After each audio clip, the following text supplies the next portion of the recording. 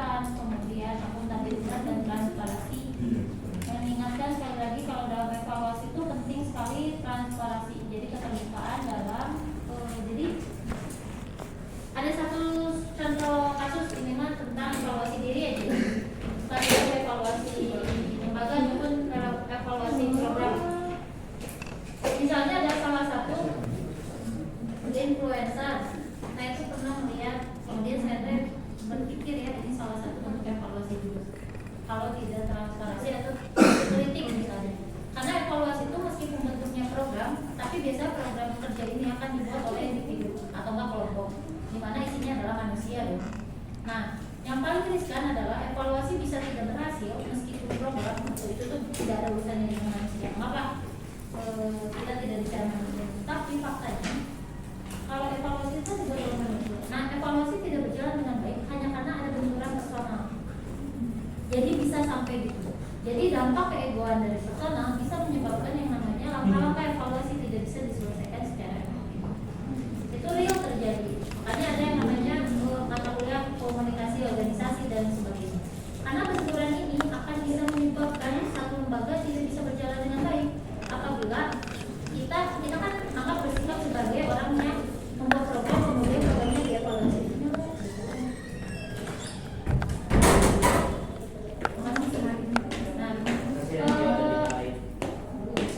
Evaluasi, nah programnya misalnya yang dievaluasi, tapi bisa tidak berjalan hanya karena manusianya tidak transparan. Kalian bisa bersikap menjadi dua karakter menjadi yang dievaluasi atau menjadi yang mengevaluasi. Dua posisi ya. Misalnya pertama, ketika kalian bikin program, kalian harus mau atau menerima ketika program kalian yang dievaluasi, tapi jangan sampai personal kalian yang sabar gitunya dengan masalah.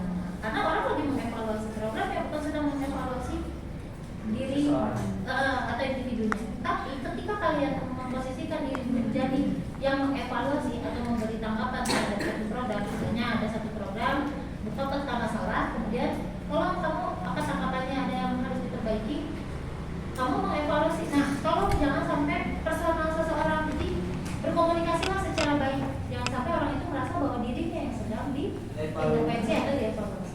Itu karena itu bisa berdampak agak lumayan krusial ya, meskipun kelihatannya sederhana. Kita kan lagi ngomongin program dan lembaga, tolong jauh-jauh dulu bicara kita dari dasar pemikirannya dulu dengan baik. Kalau ini tidak berjalan sampai ada lembaga yang terkena evaluasi, itu berarti program dan SDM-nya tidak berkembang selanjutnya. Jadi kan lembaganya tiba-tiba kena evaluasi, lembaga tiba-tiba dievaluasi karena program-programnya tidak berjalan atau SDM-nya tidak optimal. Kalau lembaga bisa sampai dievaluasi sampai saat ini, berarti tidak terselesaikan permasalahan dasarnya. Salah satu contoh kasus ya tadi misalnya individu dulu lah. Ada satu influencer, saya lihat di TikTok. Kemudian dia tuh mau mengevaluasi dirinya karena terkait dengan outfit atau fashionnya dia lah. Dia di sisi lain ingin mengikuti tren saat ini. Tapi kan tidak semua tren itu cocok untuk seseorang ya. Kayak karakternya, tinggi badan, kemudian dan lain-lain ya, kulit dan lain sebagainya. Gak semua orang tuh cocok menggunakan tren model pakaian seperti ini. Dia tuh ikutin lah memakai tren model yang soal itu tren gitu. Kemudian dia merasa bahwa orang tuh ada satu dua komen yang beranggapan bahwa kamu tuh gak cocok. Cuma komennya nggak banyak, cuma paling satu dua di antara dari setiap review yang dia lakukan. Review terkait OOTD ya, dia tuh sebelumnya gini. Tapi memang untuk orang-orang tuh ada beberapa orang frontal menyampaikan bahwa kamu nggak pantas. Sebetulnya mungkin tujuannya tidak jelek ya. Hingga suatu ketika si influencer melempar pertanyaan, ya pertanyaan lah ke publik bahwasanya tolong dong menurut kalian apa nih yang kurang. Katanya dong dengan di situ aja tuh sebetulnya sudah sadar ya bahwa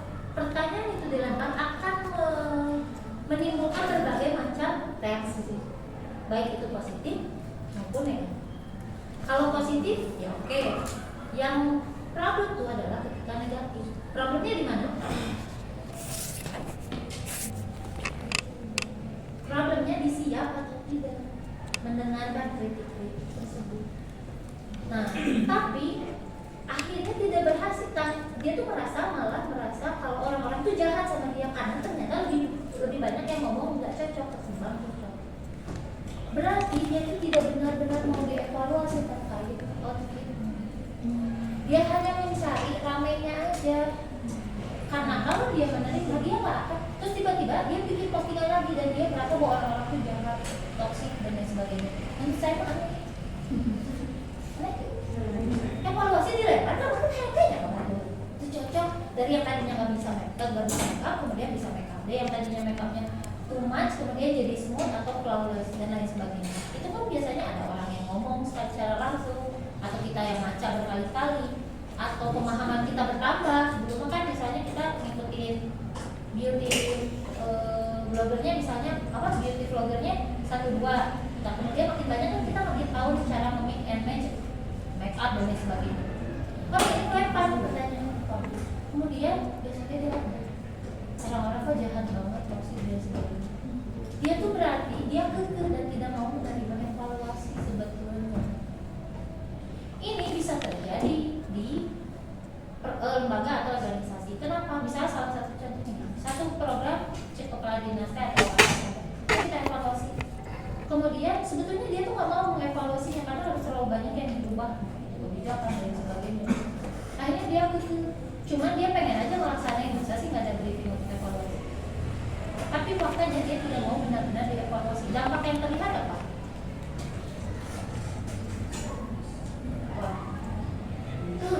Ya itu secara orangnya. Dampak yang terlihat adalah tidak ada perubahan apapun di dalam badan organisasi atau lembaga. Gitu kan ideal. Nah ini paling bahaya ketika kita menemui orang-orang yang seperti ini. Terus gimana caranya? Misalnya saya tadi jelaskan kalau kita mau kan evaluasi itu harus yang relate gitu. Ketika kita memberikan saran terhadap sesuatu harus relate dan faktais, berdasarkan fakta. Jadi nggak bisa nih kamu asbun, kamu evaluasi tolong atas saran kamu pada celetuk gue. Bisa-bisa kamu malah tanpa sengaja kena ke personal seseorang yang membuat programnya, bukan ke programnya, karena kamu tidak melampirkan fakta-fakta yang nyata. Misalnya apa ini harusnya diperbaiki karena menurut saya begini. Dan ketika sudah diaplikasikan di masyarakat kurang begini, enak dong. Tidak ada tuh personal yang di situ. Tapi ketika kamu bilang, ini kurang efektif, Pak gerak saya, itu bisa-bisa orang mau bikinan lo kasihmu, terjadilah gesekan. Makanya ketika sekali, biasanya saya melakukan kalau evaluasi ngobrol sama seseorang, misalnya lagi ditanya 5 kali cukup. Ketika 5 kali saya misalnya kalau ditanya saya harus prediksi kalau saya jawab ini pasti dia bakal jawab ini, saya harus siapkan pertanyaan jawaban ini, dia pasti jawab ini, terus sampai 5 kali saya siapkan option gitu.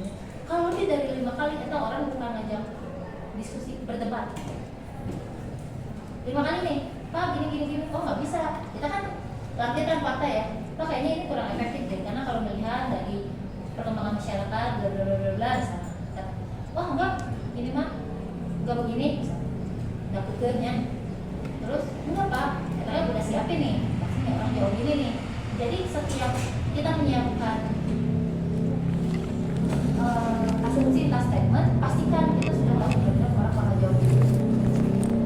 Terus, oh enggak ini kan begini, kita kan masih gegar ya, enggak Pak ini kan harusnya begini, karena kita masih idealis. Terus, kalau sudah lebih dari 5 kali pertanyaan kita atau asumsi kita dia jawab, sudah selesai saja. Gak usah diteruskan, karena sisanya itu mau berdebat, bukan lagi soalnya cobaan sama temen. Karena kalau pun dipaksakan, saya tutup nih, berarti ibu tidak mempertahankan sesuatu yang ibu anggapnya. Kalau sudah 5 kali, saya pun akan keluar dari konteks tanpa sengaja. Stimulus saya sudah emosi. Semua bisa relate 5 kali nih. Keras kan, ngomong panas, nggak akan sehat. Itu salah satu evaluasi bentuk-bentuk komunikasi yang harus diperhatikan. ini bisa tidak berhasil kan? Karena secara personal dulu lah.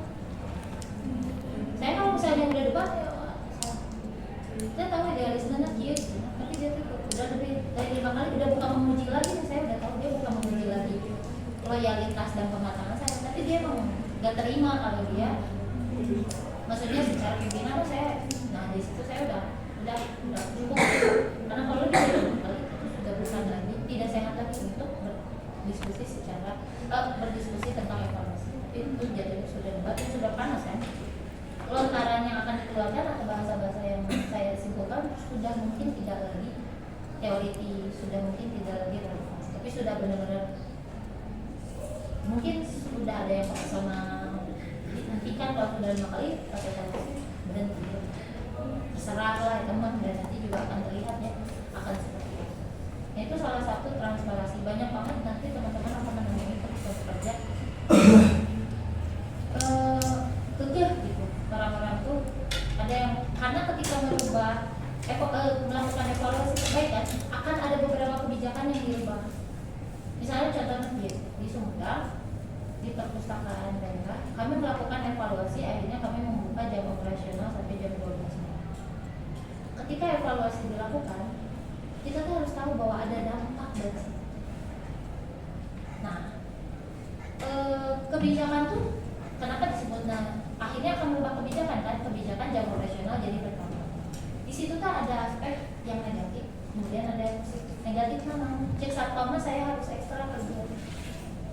Tapi positifnya orang-orang terlayani.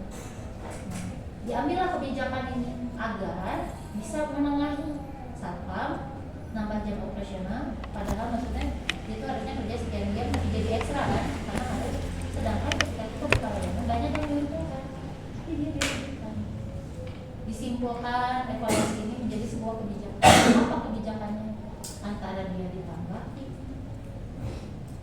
Jadi ketika evaluasi pasti menentukan kebijakan ini tuh turunnya banyak. Jadi kenapa sih Bu? Kenapa bicara kebijakan? Kebijakannya tidak hanya dari pemerintahan saja. Sebenarnya bahasa ini sering dipakai oleh pemerintah. Karena pemerintah kan tren masyarakat ya. Kita dibayar oleh uang rakyat. Jadi kata kebijakan itu adalah sesuatu yang paling enak di dunia. Intinya adalah keputusan yang bersangkutan dengan berbagai macam hal. Jadi ketika jam operasional dibuka, Pak evaluasi, soalnya orang-orang pengennya jam operasional nambah. Oke, apa saja lampu yang tadinya malam cuma nyala 2 jadi buka. Kebijakan apa? Nah, penjagaan yang tadinya bisa rada santai, cuma ngecek ruangannya doang, sekarang harus ngecek orangnya waktu di dalam ruangan nambah lagi kebijakan. Jadi ketika membuat keputusan dan evaluasi kebijakan dia akan berubah. Biasanya orang-orang akan jadi malas karena banyak kan yang harus diinput. Ketika evaluasi satu bidang kan pasti mengakar, karena biasanya program itu berkaitan kan. Ini tadi sekira operasional aja, coba dari jam 3 jam 4 sampai jam 10 malam, sederhana dan sebetulnya pelayanannya kan tetap orang itu ya yang kerjanya sampai jam 4. Tapi itu tuh mengambil kebijakan itu tuh keputusan itu tuh panjang. Karena itu tukang bersih jadi besok ekstra. Karena kemarin kan jam 4 mereka selesai, besok masih bersih kan. Sekarang mereka selesai jam 4, sekarang tuh bakal ada daya orang nambah ekstra. Kebijakan-kebijakan itu. Jadi ketika melakukan evaluasi banyak nih cabangnya yang harus dipikir. Ini biasanya terjadi mager orang-orang dinas, khususnya kalau di PNS akan tidak berjalan hanya karena evaluasinya tidak dilakukan secara menyeluruh. Terus lagi ada contoh salah satu sekolah yang gagal dalam melaksanakan evaluasi. Teman-teman pernah nggak ada sekolah yang tadinya ada sekolah di satu tempat itu kemudian sekolahnya jadi nggak ada? Biasanya ada nggak? Kata di merger, jadi digabung dengan sekolah lain. Nah, di Sumedang tuh pas saya pusling terjadi ini. Menurut saya ini adalah kegagalan dari evaluasi yang awalnya kecil kemudian merambah jadi jauh lebih besar. Akhirnya yang kena evaluasi lembaga dan lagi tentang program-program kerja di dalam. Jadi sekolah ini tuh salah satu-satunya sekolah di kecamatan. Potensial jelas menurut saya sangat potensial karena pastilah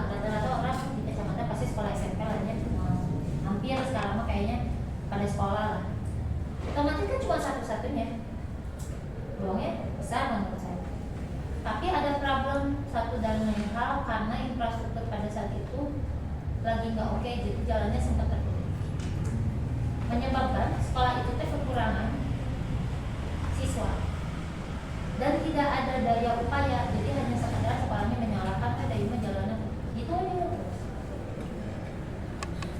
Masalahnya adalah sekolah itu kan representatif, sekolahnya besar, perpustakaannya ada, lapangannya, kelas-kelasnya semua enak lah, sekolahnya gede.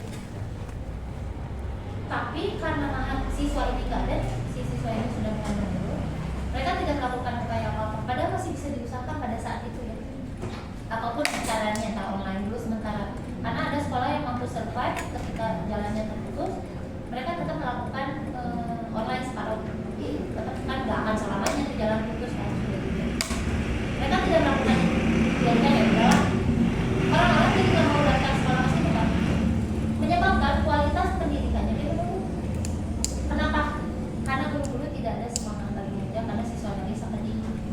Dana bos otomatis berpengaruh besar, karena dana bos dihitung dari berapa jumlah siswa, makin turun satu kan, jadi turun kan kualitasnya. Guru-guru jadi ya udah yang penting gitu. Anak-anak juga makin nggak mau sekolah di situ mah, bahkan yang dekat sekali itu tidak memilih sekolah di situ karena melihat kualitasnya semakin buruk lah. Terusnya lagi atap bocor. Kalau mahasiswanya banyak dan sekolahnya masih beroperasi secara baik, itu pasti bocor dikit langsung dibenerin. Karena tidak merasa biarin ada kelas sampai kosong, bocor yang tadinya segitu jadi semua makin menurun. Puncak permasalahannya adalah akhirnya sekolah itu digabung, tidak ada, dihapus, digabung, siswanya masih ada, digabung ke sekolah lain. Padahal itu masih bisa diselesaikan. Terjadi merger. Jadi saling berkaitan. Ketika satu evaluasi tidak dibereskan, masih sederhana tidak dibereskan, terus berjalan. Dan karena evaluasi akhirnya bukan lagi individunya. Ada waktu itu masih bisa individunya, masih bisa programnya diperbaiki. Akhirnya ujungnya sudah tidak bisa dipertahankan lagi sekolahnya ya, terformasi. Jadi digabung, nanti itu digabung dengan sekolah yang dianggap masih kayak bisa bertahan, di siswanya itu dialihkan ke sekolah. Itu bentuk salah satu kegagalan evaluasi. Jadi bisa sampai, berarti kalau sudah evaluasinya sampai ke lembaga, itu sudah permasalahan kecil-kecilnya sudah tidak terselesaikan kan? Kayak luka lah, kita luka kecil dibiarkan besar. Nah itu, jadi sebelum kita bicara tentang evaluasi lembaga, bicara tentang evaluasi kecil, karena evaluasi hal-hal kayak gini itu berdampak besar. Gak akan sampai ada evaluasi lembaga kalau program-program SDM dan sebagainya berjalan dengan beriringan, bagus, baik, lancar. Kemudian pergerakan dan terlibat dalam program kegiatan atau kebijakan. Salah satunya evaluasi program adalah proses dari hasil memiliki pengaruh positif. Pengaruh tersebut dapat memberdayakan peserta program. Atau misalnya udah oke nih, jadi keberhasilannya itu adalah dilihat dari sudah seberapa oke kita dilakukan evaluasi, sudah mampu berjalan lagi atau tidak. Kemudian di tahapan evaluasi, teman-teman, ini ada perencanaan. Kemarin asal udah sampai sini, belum ya?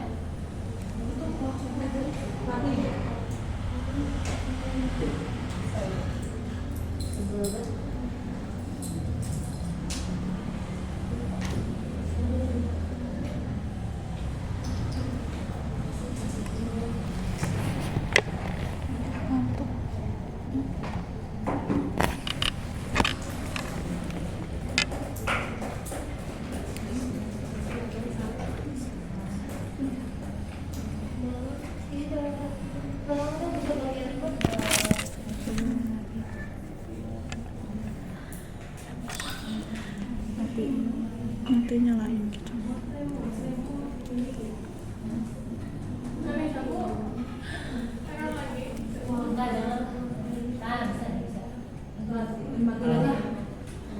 Nanti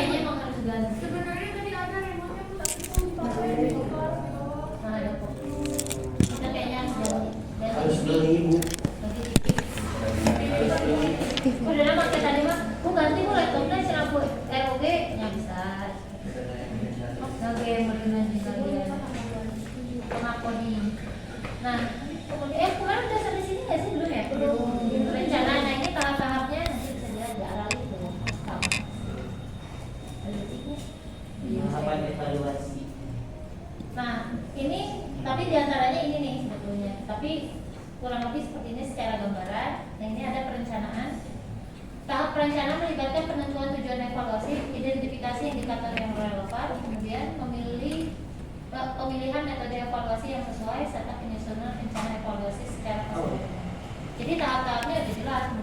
Penentuan tujuan evaluasi. Kenapa dilakukan? Berarti ada problem kan? Atau misalnya ada sesuatu yang memang ingin diperbaiki atau kurang optimal. Indikator identifikasi indikator yang relevan. Apa indikator-indikatornya? Jadi ketika membuat evaluasi itu caranya, saya kan pernah ngajarin teman-teman untuk SWOT tentang bagaimana SWOT. Jadi sebetulnya ketika menentukan evaluasi gampang dari SWOT aja, karena kelihatan kan dari peluang, kemudian ancaman, hambatan, dan SWOT yang ingat apa aja?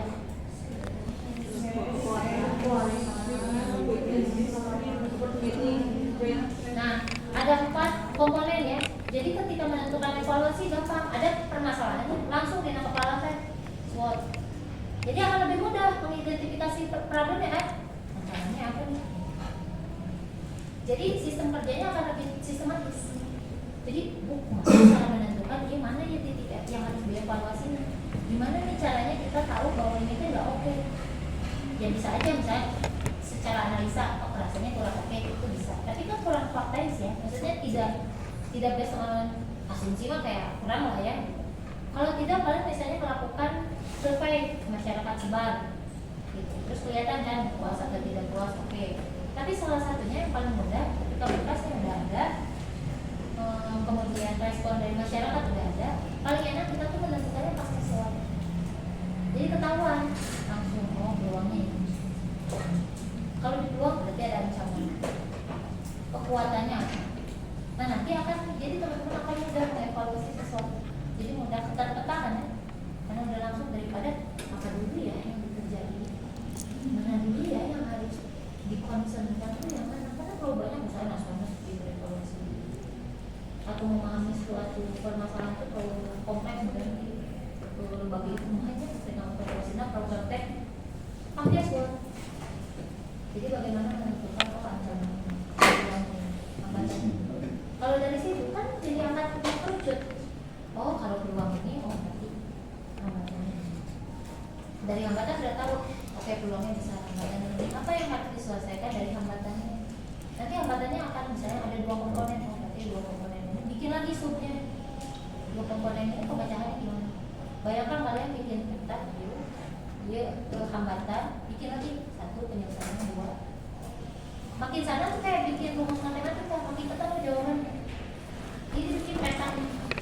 Di dalam otaknya otomatis ya ketika tolong evaluasi langsung di tes SWOT. Pasti itu ketemu problemnya dan tepat, bisa akurat. Karena langsung terbagi kan, terpecah di kepalanya.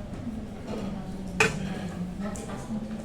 Pas baca, masuk dong ke kolom hambatan nih. Oh baca nih, oh ya keluar. Masuk ke sini mas.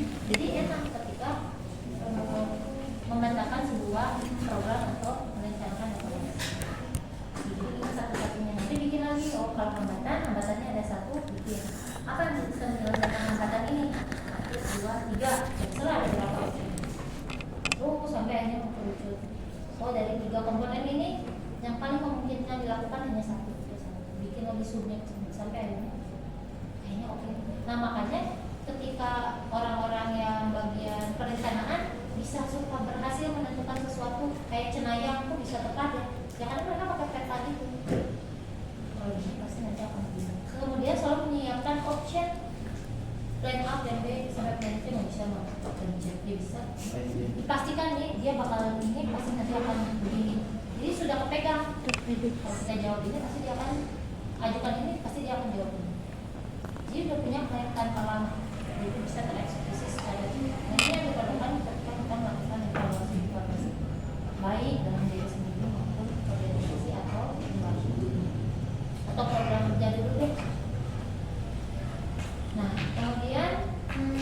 pemilihan metode evaluasi yang sesuai, seperti apa nih evaluasinya, seperti apa metodenya, kemudian serta penyusunan rencana evaluasi secara prosedur. Selanjutnya pengumpulan data. Tahapan ini melibatkan pengumpulan data yang relevan melalui berbagai metode seperti observasi, wawancara, tadi kuesioner atau analisis dokumen. Data ini akan digunakan untuk menganalisis kinerja dan dampak program yang dievaluasi. Jadi kalau pakai ini nanti akan semakin ketahuan, makin mengkerucutkan permasalahan. Jadi ternyata sumber masalahnya cuma satu di sini. Atau misalnya solusinya itu cuma ini. Karena dipetakan sedikit. Ya kita aja yang rumus matematika. Turunin lagi sampai ketemu jawaban. Padahal yang tadinya itu sebenarnya, tapi bingung mau ngerjain. Harus dijabar satu-satu. Oh ternyata ini turun dari sini, ini turun dari sini. Dan kalau mau nentuin bagaimana merencanakan sebuah program yang berhasil, ingat aja sama goalsnya. Goalsnya misalnya apa? Otomatis bikin indikator yang akan menunjang keberhasilan goals tersebut. Jadi kalau bingung, namanya bikin program kerja, rencana yang harus kemana dulu, ngapain dulu nih, kita bikin program apa dulu nih, rencana yang berhasil. Ya turunkan dari program. Contoh gini, kalian pengen lulus 3 tahun setengah. Itu kan goals ya.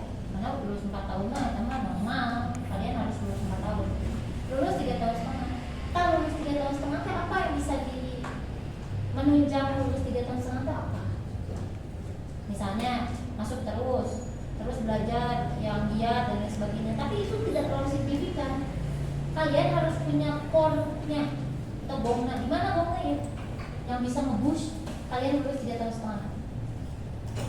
Di mana? Selain masuk rajin, tidak izin, terus kuliah, perhatikan dosen, puas sudah eksekut, apa kira-kira yang bisa nge-push kalian? Tugas akhir. Kalau ketika bikin program ya ada program, indikatornya bikin instrumennya. Oh, kalau bikin program ini kita harus mencapai 1, 2, 3, 4, 5. Ternyata ini poinnya cuma 2, 3. Untuk mencapai 100, kumaha harus ada satu core yang besar. Kalau kalian pengen lulus 3 tahun setengah aja tadi, core terbesarnya, nilai terbesarnya, tapi sekali kerja yaitu ketika orang melaksanakan tugas akhir atau bimbingan dan sebagainya 1 tahun, kalian harus mampu 6 bulan langsung berkat kan. Jadi kalau bingung Bu memetakan sebuah program itu instrumennya kemana? Ya lihat aja goalsnya apa. Nanti instrumen akan terbentuk, cara-cara atau tahapannya akan terbentuk dari goals yang dibuat.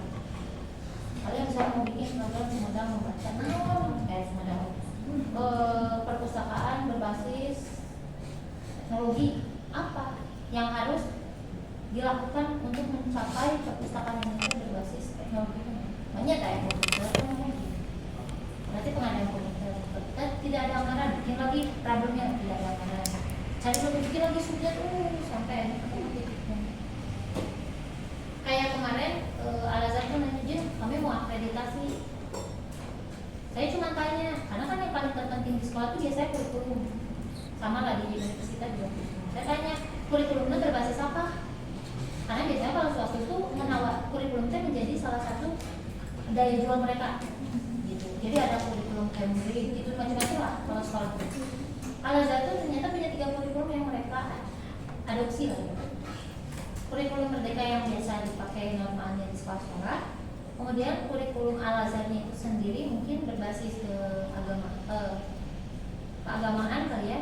Yang satu lagi kurikulum internasional. Mereka tuh bingung gimana ya caranya tuh, saya takut banget nanti pas visit bagaimana memenuhi instrumennya yang gampang.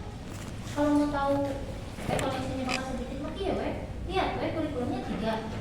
Indikator yang pasti ditanyakan dari kurikulum 3 ini adalah kan internasional. Bukunya sudah bilingual atau belum? Guru-gurunya sudah pasti berbahasa Inggris apa tidak? Karena tidak mungkin tercapai kalau tidak ada buku bilingual. Kumaha aja, kurikulumnya internasional, tapi bukunya tidak disupport bilingual. Atau misalnya berbasis keislaman. Saya tanya, di mana ya musolahnya? Kalau musolahnya tidak representatif, maksudnya tidak berada di tengah-tengah, bulannya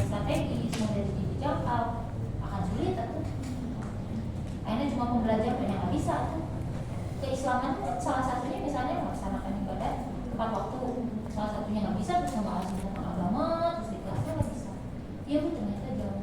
Nah itu bisa jadi temuan dalam evaluasi bahwa kenapa orang bisa menemukan titik masalahnya, karena gampang itu dari kurikulum aja. So apa dan susahnya, makanya kalau mengevaluasi lihat dari kurikulum, maksudnya lihat dari goalsnya, indikatornya akan auto terbentuk semua. Saya juga kan ditanya tiba-tiba, sok ditodong, saya bukan orang pendidikan, aku bukan orang dinas pendidikan, tiba-tiba aku gimana? Ya gampang kan, karena ngiwet 3 kebutuhan ini. Yang satu merdeka belajar ya berarti kan teknologi dan lain-lain dong. Ke yayasan berarti misalnya keislaman, apakah guru-gurunya sudah misalnya salam lain sebagainya sudah sesuai apa belum? Terus apakah musolanya sudah representatif atau tidak? Atau bahkan ada pengajaran yang membuktikan ketika azan sudah berkumandang, itu salah satunya. Atau enggak anak-anak selalu diwajibkan sholat duha, nah, itu kan salah satu yang menunjang kurikulum tersebut. Satu lagi internasional, oke, berarti sudah pakai paling dasar aja udah pakai bilingual. Jadi itu ya iya jelas gimana sok yang disebutnya, karena kan setiap sekolah beda-beda, kita nggak bisa pakai indikator yang sama. Satu sekolah cuma merdeka belajar gitu. Yang satu ada 3, yang satu ada kurikulumnya 5. Kumaha cara asesor atau menilai kalau tidak fokus ke kalau yang mau ini, berarti turunannya program-programnya harus sesuai dengan goals tadi, sama dengan kita membuat program dan ketika mengevaluasi. Dia kalau mengevaluasi sesuatu dia tuh goalsnya mau UIN membaca, lihat indikatornya apa yang mereka lakukan untuk mencapai mahasiswa UIN tiap hari membaca. Tidak ada daya, pasti itu kena evaluasi. Dan tidak ada programnya, tidak jelasnya, cuma sekedar canangan aja. UIN pokoknya 15 menit membaca sebelum masuk kelas, tapi tidak ada apa-apa yang dilaksanakan, tidak ada turunan program yang dilakukan dan kalau sini gimana? Jadi kalau suatu saat pas evaluasi itu saya disuruh evaluasi, iya ada goalsnya. Nah dari situ ya kan, insya Allah nggak akan ngaco karena sesuai dengan yang ditargetkan kan. Karena evaluasi itu program yang sesuai dengan yang ditargetkan. Kemudian pengumpulan data, tadi udah analisis data. Setelah data terkumpul, tahap analisis data dilakukan, data dikaji secara cermat, dianalisis dan dievaluasi untuk mendapatkan wawasan yang lebih tentang kualitas, efektivitas, dan dampak program.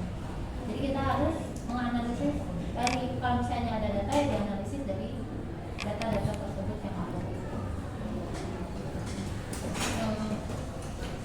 Kemudian penilaian dan interpretasi, tahapan ini melibatkan penilaian dan interpretasi temuan evaluasi. Data dan informasi yang terkumpul dianalisis untuk membuat penilaian tentang keberhasilan program dan memberikan interpretasi yang bermanfaat bagi para pemangku kepentingan. Karena ujungnya itu adalah para pemangku kepentingan mendapatkan akhir dari evaluasi yang sudah dilaksanakan. Untuk apa? Untuk merevisi kebijakan yang misal kemarin kita melakukan ada library agent, tapi ternyata library agent tidak bergerak secara optimal, melakukan evaluasi. Program udah bagus, tapi ternyata ada tetap nggak rame ya. Apa yang salah kan dievaluasi itu? Nah akhirnya mungkin antara disebarkan lagi informasinya, mungkin banyak orang yang nggak tahu, atau mungkin dihentikan kalau memang betul-betul tidak. Ketidakefektifan itu akan ditemui karena emang library agent terfungsi atau memang promosinya yang tidak rame, orang-orang nggak tahu. Jadi ada 2 problem, jangan sampai salah dan keliru menentukan jawabannya. Udah berhenti library agent itu kayu, padahal bukan library agent atau program yang jelek, tapi pemasaran tentang library agentnya tidak menurut. Jadi program itu tidak terpasarkan dengan baik. Takutnya di situ salah bikin ngambil kebijakan, maka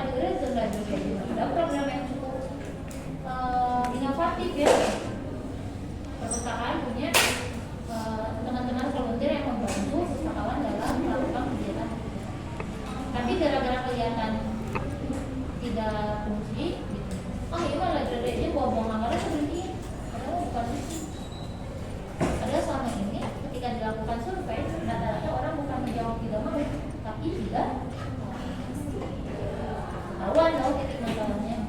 Inilah kebijakan antar lembaga, dan lembaga di situ. Kita sepeda berapa ya?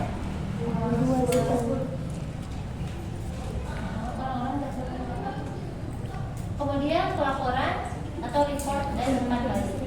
Tahap terakhir adalah pelaporan hasil evaluasi kepada pihak-pihak yang berkepentingan. Laporan evaluasi harus jelas, akurat, dan memberikan umpan balik yang konstruktif bagi pengambilan keputusan yang tepat. Ketika dalam evaluasi harus ada umpan balik. Apa umpan balik teh?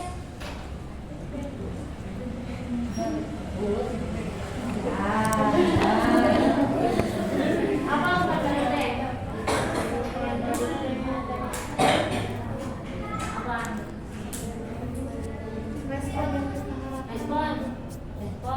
Respon. Ya, iya benar. Jadi umpan balik itu adalah respon dari positif atau negatif. Jadi ketika dilakukan evaluasi, kalau positif berarti, oke, umpan baliknya adalah mengoptimalkan, mempertahankan. Tapi ketika negatif berarti udah jelas umpan baliknya adalah pengaplikasian atau revisi-revisi yang sudah dilakukan. Apa yang kurangnya berarti itu yang menjadi umpan. Itu yang terbaiknya. Karena lebih mudah ya, ketika kena evaluasi udah tahu titik evaluasinya itu ada berapa poin, berarti itu umpan baliknya adalah dia melaksanakan poin-poin yang tidak lengkap atau kurang optimal. Tapi ketika positif ya umpan baliknya berarti meningkatkan. Karena itu penting banget ya, terutama ketika evaluasinya banyak poin-poin yang ditemukan kurang optimal. Misalnya masih harus perbaikan, program yang kurang mumpuni dan sebagainya, itu lebih dibutuhkan umpan balik karena langsung menentukan hasil. Dan apa yang akan mereka tawarkan. Jadi ketika itu harus sudah ada sebetulnya gambaran kasar. Jadi ketika poin ini kalau benar harus segera memikirkan gambaran kasarnya. Terlepas itu kapan eksekusinya, tapi sudah ada gambaran kasarnya. Jadi ketika misalnya ini tidak ramai berarti bikin promosi. Jadi harus ada gambaran sederhananya sudah terkonsep. Jadi kan dulu nih Pak, kita pikirin dulu umpan baliknya 2 minggu. Mungkin ada beberapa concern yang seperti itu, tapi ada beberapa yang begitu kok. Misalkan Pak, jadi biasa kalau itu 2 minggu lah. Lama kali lahan, sedangkan orang udah genting misalnya. Harus cepat-cepat melakukan perubahan atau penyesuaian. Nah, pelaporan ini fungsinya adalah hasil dari evaluasi dan dari hasil tersebut akan adanya umpan balik. Maksudnya untuk umpan balik itu ya ketika sudah ketahuan titik lawannya. Jadi kayaknya ini kalau ini akan dilaksanakan ini, kalau ini kurang ini kayaknya kita akan laksanakan. Nah nanti dari situ baru bikin programnya, diturunkan lagi dalam program kan. Kita bisa pemasaran, kemarin nggak ada pemasaran. Ternyata di situ misalnya ada berbeda itu bukan karena nggak mau orang-orang tapi nggak tahu. Tapi pemasaran, nah dari situ bikin lagi programnya dalam bentuk turunan. Dari mana? Ya dari tadi pemasaran, core-nya. Bayang ya, core-nya pemasaran. Apa hal-hal yang bisa membantu sistem pemasaran jalan dengan baik? Apa ya kan? Evaluasinya gila kurang lebih. Bukan SWOT dipakai langsung dites SWOT gitu. Evaluasi bagi otak. Alhamdulillah,